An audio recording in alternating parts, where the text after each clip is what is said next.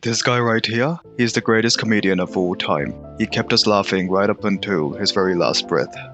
Throughout history, some of the greatest battles weren't fought with swords or guns, but with words, wit, and unshakable calm.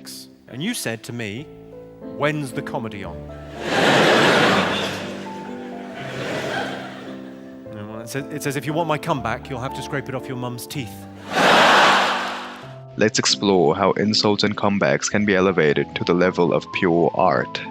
Michael Cervantes was a Spanish theologian whose radical views about Christianity led to his death. He was burned at the stake in Geneva. But Michael had a burn of his own.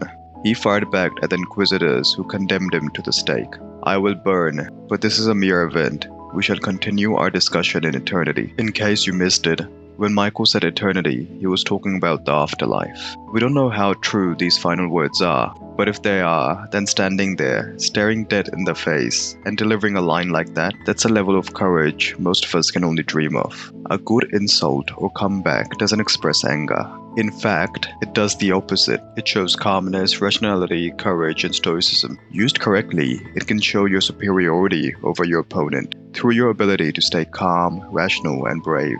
And when done right, it can be as poetic as a piece of art. Stoicism is all about developing self-control and inner strength to overcome destructive emotions, especially ones like anger and fear.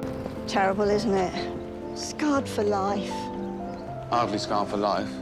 She's 93. If she lives to 100, she's only been scarred for 7% of her life.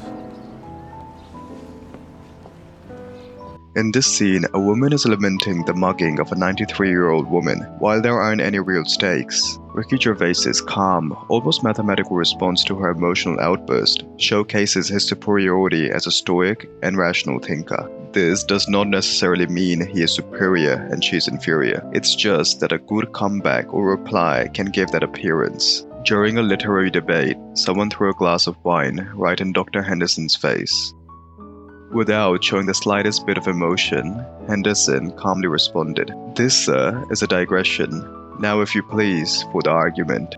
With this calm response, he not only calls out his opponent's immaturity, but also reinforces his own maturity, reason, and intelligence. Take this Andalusian lyric for example. 25 sticks makes a chair. Would you like me to break it over your ribs? The beauty of this insult comes from the abrupt change in emotions. Yet despite that, it still carries the same stoic calmness as before, while paradoxically expressing anger through its content. The calmness comes from the care and deliberate effort to craft it into a beautiful poetic response. Lastly, I want to talk about the ultimate exception, Samuel L. Jackson's use of English, motherfucker! Do you speak it? Yes! The way he delivers it, the inflection in his voice, almost turns it into music. Here, instead of expressing rationality, it's used to convey pure emotion, usually anger or annoyance. But because of its musicality, it manages to be artistic.